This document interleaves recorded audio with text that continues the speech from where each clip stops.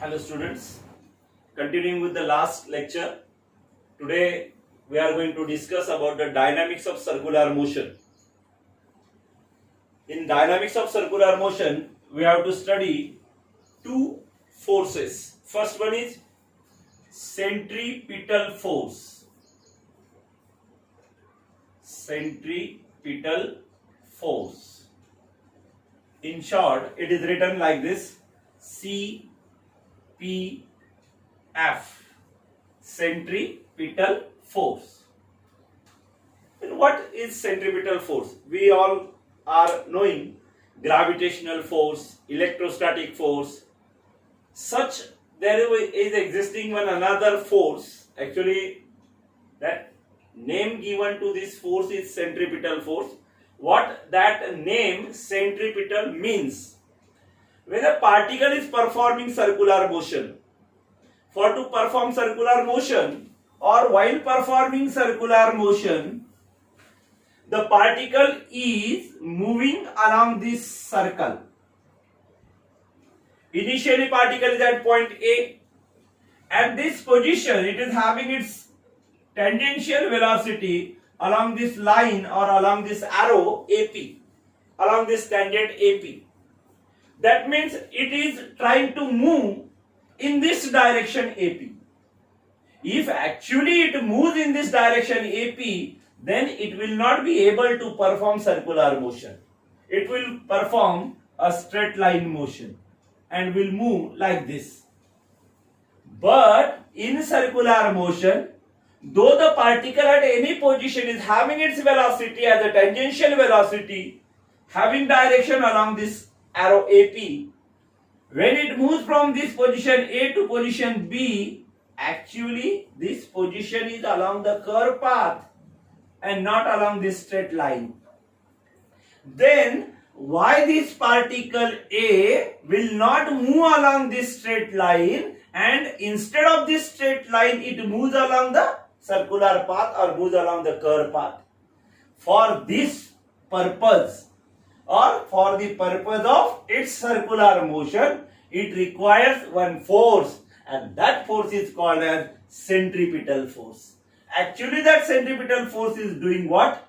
It is maintaining that particle having velocity to be tangential, but will have to move along the curve path and will maintain in a circular track.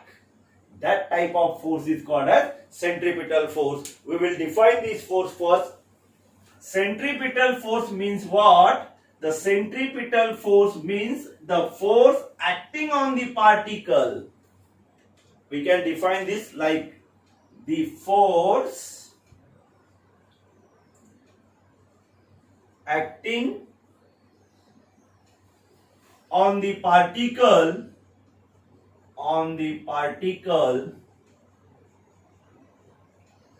performing circular motion,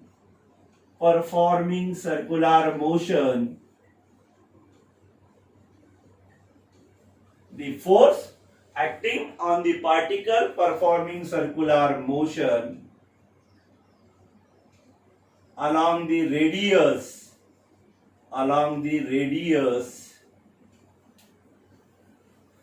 directed towards the center of circular path,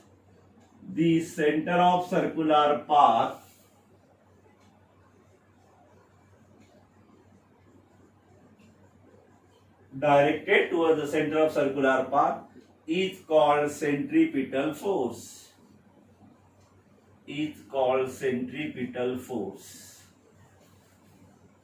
The word or the name centripetal itself, it means directed towards the center.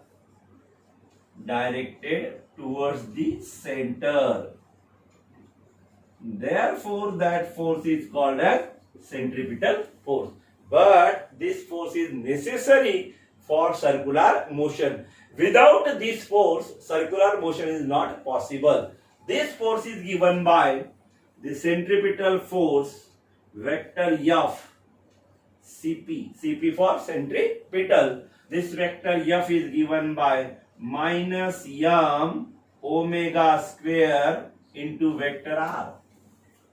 Here this vector r and this force F, they are having opposite directions, because this vector r is the radius vector, and we always show the radius vector from center to the position of the particle. We always used to denote this radius vector from the center of circular part to the position of the particle, and here this force, centripetal force, is represented from position of the particle towards the center of circular path. That means these two are having opposite directions, and that is shown by the negative sign, minus m omega square vector r, or this can be written like this also, minus m v square upon r into unit vector r0.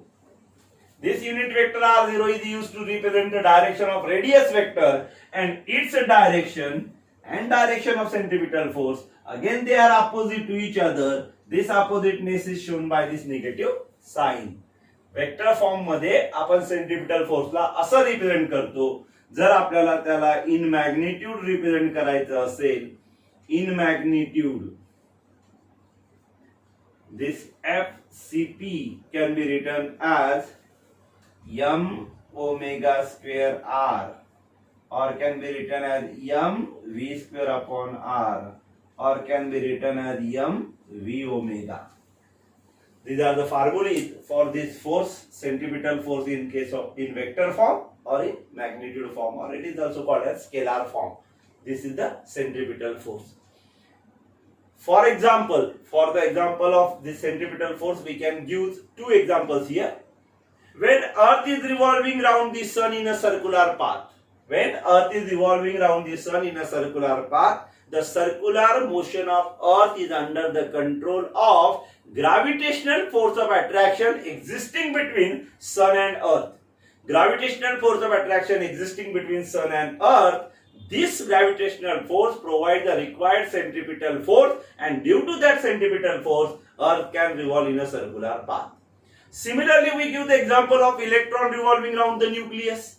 Why the electron revolves around the nucleus in a circular path? The reason is that for the purpose of its circular motion, it requires a centripetal force, and that centripetal force is provided by electrostatic force of attraction existing between positively charged nucleus and negatively charged electron. We know nucleus is having positive charge, electron is having negative charge. These two opposite charges are having electrostatic force of attraction, and that electrostatic force of attraction provides the required centripetal force, and that's why electron can revolve around this nucleus in a circular path, or why Earth can revolve around the Sun in a circular path. Even though when we take a stone tied to a string and wheeled in a horizontal circle, while its revolution or while its circular path, the string gets stretched, and that strength in the string provides the required centripetal force.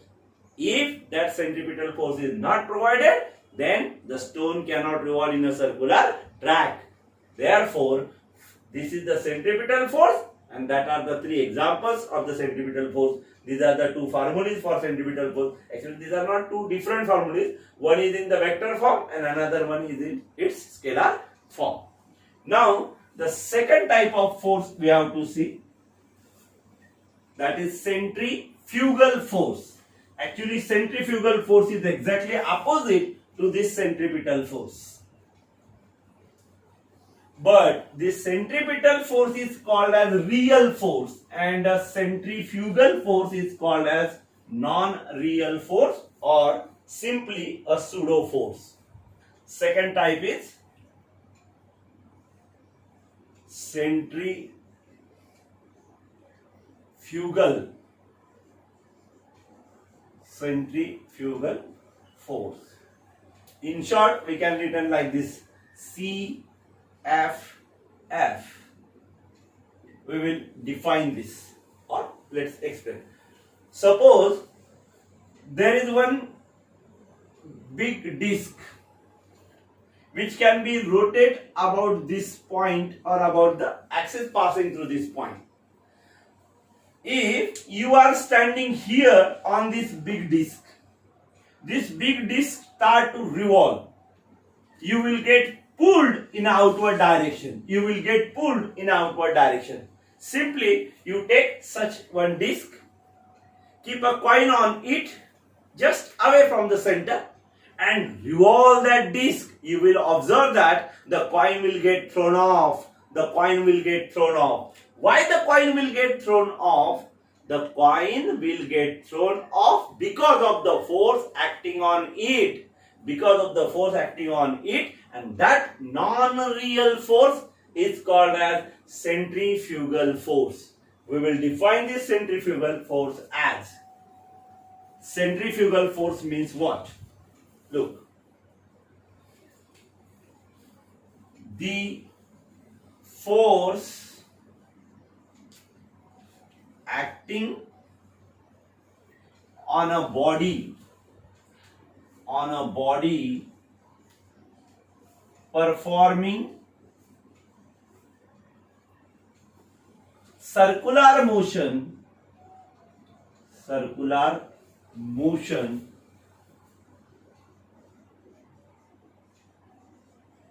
along the radius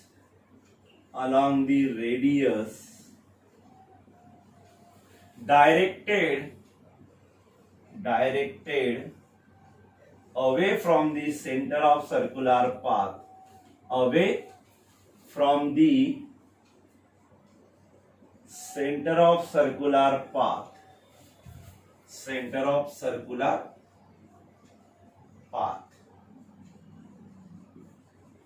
is called centrifugal force. The force acting on a body performing circular motion along the radius directed away from the center of circular path is called as centrifugal force. This centrifugal force is given by force F, CF. Centrifugal force is equals to plus m omega square vector r, or it is given by plus m v square upon r into unit vector r0. In vector form, this centrifugal force is given by. Actually, the formulas written here are same as that of the centripetal forces, but the difference is that here is a positive sign. In that case, centripetal force, we write negative sign. Here we write positive sign. Negative sign, positive sign. The difference is that here we have defined that the force acting on a body performing circular motion along the radius directed away from the center. Radius vector itself directed away from the center. This force is also directed away from the center. Both are having same directions. And therefore their direction is shown by this positive sign. The similarity between the direction of radius vector and centrifugal force is shown by this positive sign. But this force is called as, it is a non-real force or pseudo force. Non-real force or pseudo. Actually, the word pseudo means it is not real. Why it is not real? Because when we are considering this force, just like one example I have given, on the rotating disc we keep a coin, the coin will get thrown off. Who is responsible to push that coin away from the center? We cannot say, or we cannot conclude who is responsible for this. That means there is no existing factor responsible for the purpose of applying force on that coin, and therefore that force is called as non-real force or pseudo force. In case of centripetal force, there is a responsible factor existing, just like Earth revolving around the sun. it is only because of gravitational force. We can provide the reason, or we can give the reason who is responsible. The gravitational force is responsible. Or we can say that the electron revolving around the nucleus, in case of centripetal force, the electrostatic force is responsible. But here, why the coin will get pulled off? Why the coin get pushed off, or it is thrown off? We cannot say which type of factor is responsible for this, and therefore this force is called as non-real force or pseudo force. Now we will explain the distinguish between centripetal force and centrifugal force. I have already written the points: centripetal force on left side and centrifugal force on right side. Look, in the first point we have given the definition of centripetal force: the force acting on a particle performing circular motion along the radius directed toward the center of circular path. This is the centripetal force. Here, centrifugal force, the force acting on a particle performing circular motion directed along the radius away from the center of circular path. This force is directed toward the center of circular path. This force is directed away from center of circular path. In the second distinguishing point I have given, this force or the centripetal force, it is a real force. We already explained that. The real force, why it is a real force? Because as in case of earth revolving around the sun, gravitational force is responsible for the circular motion, or gravitational force is playing the role of centripetal force. In case of electron revolving around the nucleus, electrostatic force is playing the role of centripetal force.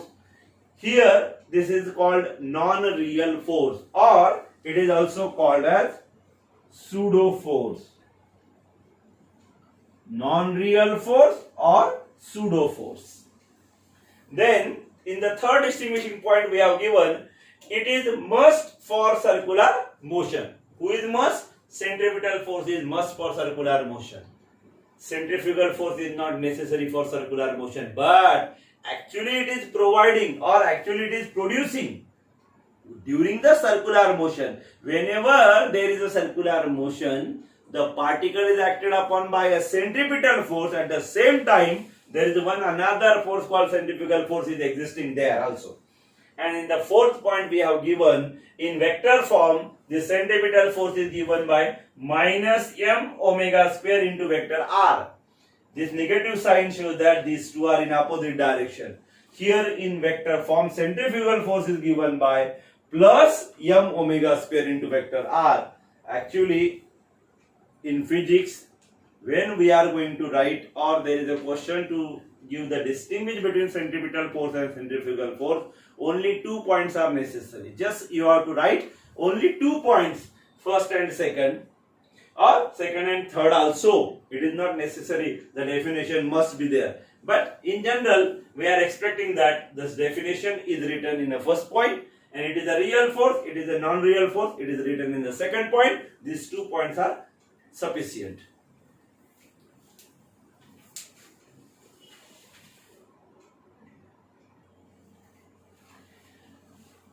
Now, in the application of uniform circular motion, we have to find one expression for maximum speed of vehicle moving along horizontal track. Suppose this is the horizontal track. This horizontal track, actually this horizontal track is like this. This is the horizontal but circular track, like this. This is the horizontal circular track. Along this circular track, this vehicle is moving. Suppose this vehicle is initially at this position and you are watching the vehicle from behind. Suppose that is the back side of the vehicle. That vehicle is moving along this horizontal track of center C and radius small r. Let small m be the mass of the vehicle. We know the weight of the vehicle is always directed in a downward direction. It is always directed vertically downward. The weight mg is directed like this in a downward arrow. We have shown this weight mg. At the same time, the road surface is providing a normal reaction to the vehicle, and that normal reaction is shown in the upward direction. This is the normal reaction provided by the road surface to the vehicle. At the same time, when the vehicle is moving in a circular track, for that at that time there is a force of friction existing between the tires of the vehicle and the road surface. Here we are going to consider, while finding this expression, we have to initially consider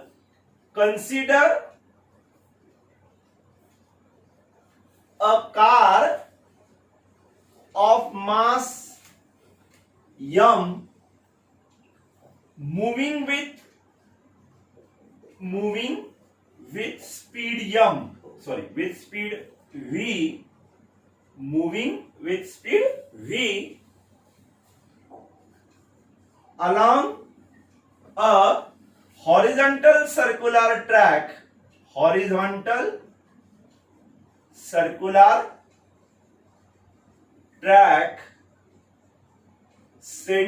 at point O,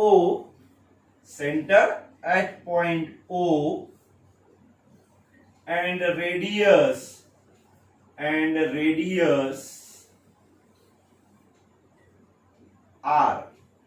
radius r. Consider a car of mass m moving with speed v along a horizontal circular track, center at point O and radius r. Now there exist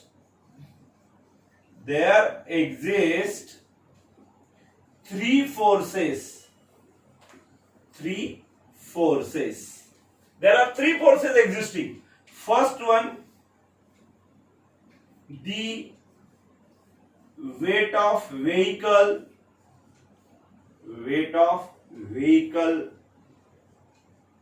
mg acting vertically downward.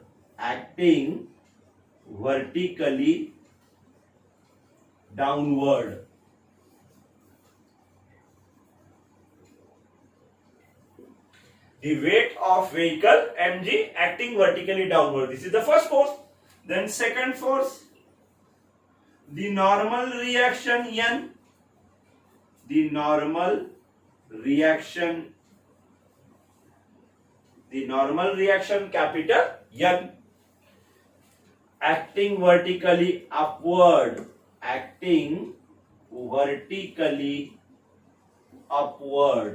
This normal reaction acting vertically upward. And the third force existing there is the force of static friction. The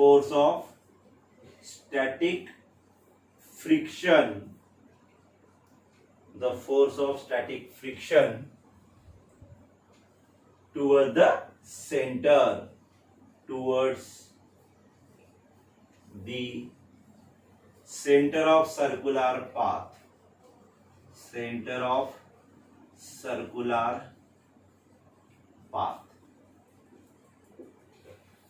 There are three forces existing. First one is the weight of the vehicle mg acting vertically downward. The normal reaction provided by the road surface acting vertically upward. And the force of static friction Fs, we have shown the force of static friction Fs toward the center of circular path. Now these two forces N and mg get balanced with each other. These two forces N and mg will get balanced with each other.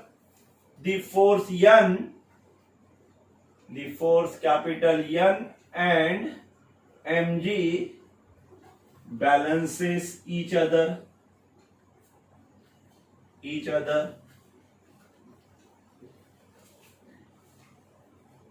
And the force Fs, the force of static friction Fs provides required centripetal force, required CPF for circular motion. Circular motion साठी ज्या centripetal फोर्सची आवश्यकता आहे ते centripetal force कोणाच्या माध्यमातून provide केलं जाते या ठिकाणी? The centripetal force is provided by the static force of friction between the road surface and tyres of the vehicle. That means we can write this force of static friction Fs is equal to centripetal force. Is equal to centripetal force. Now the centripetal force is given by different formulas. Just we have seen before. Force centripetal force is equals to mr omega square or mv square upon r. Here we have to take Fs is equals to mv square upon r. M means mass of the car or vehicle. V means speed of the vehicle with which it is moving along the given horizontal track, and r is the radius of that circular track. Fs is equals to mv square upon r. Now we have already written the force N and this force mg get balanced. Therefore we can say N is equals to mg. N is equals to mg. Now we get two equations. Fs is equals to mv square upon r and N is equals to mg. If we divide these two equations, we get new relation. Fs upon N is equal to Fs upon N is equals to the right side there is v square upon r. We have to write in dividation mg. Instead of writing dividation, we multiply 1 by mg. That is the reciprocal of mg. Multiplied by 1 upon mg. Now this m will get cancelled with this m. We get Fs upon N. Fs upon N is equals to v square upon rg. V square upon rg. Fs upon N is equals to v square upon rg. If we look at this equation, we can easily conclude that in these terms, this N, that is the normal reaction provided by the road surface, is a constant term. R is the radius of circular track, it is again constant. And G is the acceleration due to gravity, it is also constant. That means N, R and G are constants. And if these terms are constants, then Fs is directly proportional to V square. That means this Fs, that the force of static friction, totally depends upon speed. Or we can easily conclude, if V increases, Fs also increases. If V increases, Fs also increases. But this Fs has a certain limitation. That is called its upper limit. This Fs has certain limitation to be increased. That is called its upper limit. And that upper limit gives us that this Fs is maximum.